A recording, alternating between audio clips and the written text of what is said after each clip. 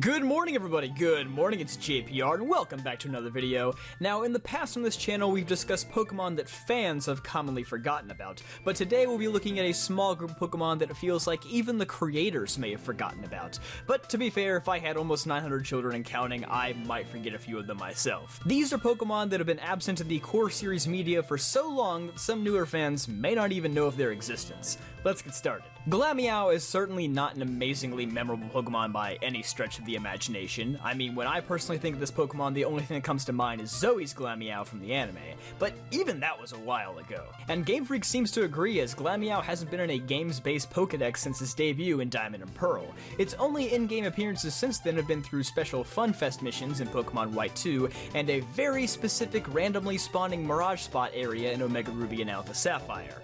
This Pokemon was not featured in the regional dexes of any Gen 5 or Gen 6 games and is completely absent in both Generations 7 and 8, which seems odd to me considering that Glameow is one of the only Pokemon who received a substantially noticeable model change in Generation 7, with its ears being slightly readjusted to match its official artwork better. But here's the real kicker: even in its home region, Glameow is only obtainable in Pokemon Pearl version, not Diamond and not even Platinum. I paid $40 for this and it doesn't even have Glameow! That is one game out of the last 22 versions that Glameow is obtainable in during the main story without some sort of transfer being necessary. Which is so surprising to me considering that Glameow actually had a fairly large presence in other media during Generation 4, but since then this Pokemon has been completely forgotten by the creators. Up next is a bit of a wild card, and that is Pupitar. Now, I know there's been no shortage of Pupitar and its evolutionary family in the main series games, with it being obtainable during the main stories of XY, Ultra Sun and Ultra Moon, and Pokemon Shield, all fairly recent games. But Pupitar has been conspicuously absent from the Pokemon anime for a jaw-droppingly long time.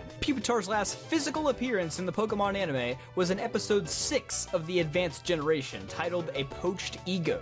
If that sounds familiar to you, it's likely because that was the episode where Jesse and James released Arbok and Weezing. Yes, that long ago.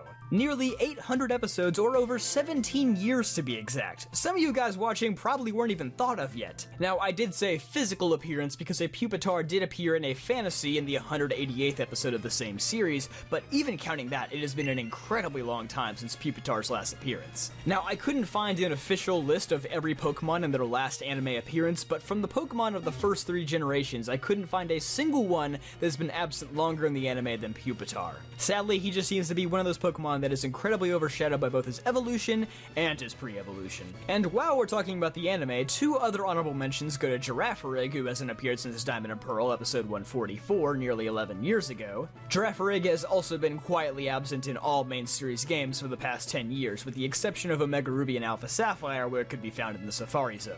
And also, my boy Arcanine, who has not appeared since Diamond and Pearl episode 168, which just turned 10 years old this March. But fortunately for Arcanine, he did receive some animated representation in the Black 2 and White 2 animated trailer, Pokemon Origins, and also Pokemon Generations, which just goes to show that being a Gen 1 Pokemon has its perks. And although Arcanine appears in both the Gen 7 and Gen 8 core series games, he is left behind by his fellow 2-stage Kanto fire types, Ninetales and Rapidash, who both received new regional variants. It's okay, Game Freak, I understand, he's just too cool to ever change, you don't have to explain it to me. And now for a pair of Generation 2 normal types, Teddiursa and Stantler.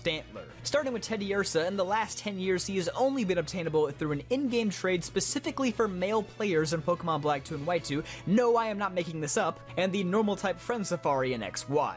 Ursaring is a bit easier to find, being obtainable during the main story of X and Y, but as for Teddiursa, he hasn't been catchable during the main story since Pokemon Soul Silver. And even before that, Teddiursa was only ever obtainable as a dual-slot feature Pokemon in the Sinnoh region and in the Safari Zone extension in the post-game Pokemon Emerald. Outside of Johto, this Pokemon just seems to be exceedingly rare or simply not on the minds of the developers. Moving on to Stantler, things don't look much better. Past Heart Gold and Soul Silver, he's only been available in the post-game of Black and White and another Mirage Spot in the Hoenn remakes, completely unobtainable in Gen 7 and 8. It's better than Glameow, but not by much. And even with the whole vote for Stantler movement during the Pokemon of the Year ballot this February, Stantler still failed to crack the top 30 for Johto Pokemon. Now that is what I call a rigged election. Another Gen 2 Pokemon that has been almost completely absent since Gen 4 is Unown.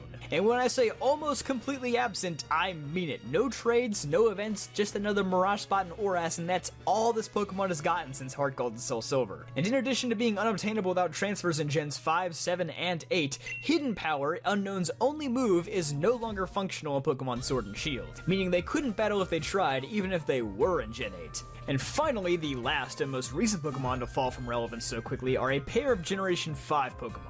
Of course, Generation 5 was the largest generation of new Pokemon with 156 introduced, and with 142 total episodes in the Best Wishes anime series, nearly every Pokemon had a chance to be featured in some way or another. All but Eelektrik, that is, who is one of the only Pokemon that has never been a prominent star in any of the 1100 plus Pokemon anime episodes. In the anime, Eelektrik has only had 2 cameo appearances, once in the intro of the Dual Victini movies, and once in episode 125 of the Best Wishes series, where it was very quickly defeated by Pikachu in the Marine Cup tournament. Though his relatives Tynamo and Eelektross have both been prominently featured in other anime episodes, it's clear that Eelektrik has never been on the minds of the Pokemon anime's writers. Beyond just the anime though, Eelektrik's evolutionary family has been similarly left behind in the games as well. They've been absent in the Kalos, Alola, and Galar regional dexes, with Tynamo only being obtainable from Mirage Caves in Oras, and Eelektross only being obtainable through the Island Scan feature in the Alola games. Eelektrik has not been obtainable in the wild since Black 2 and White 2, where it could only be found in Seaside Cave. Sadly, this evolution line's only weakness is irrelevancy.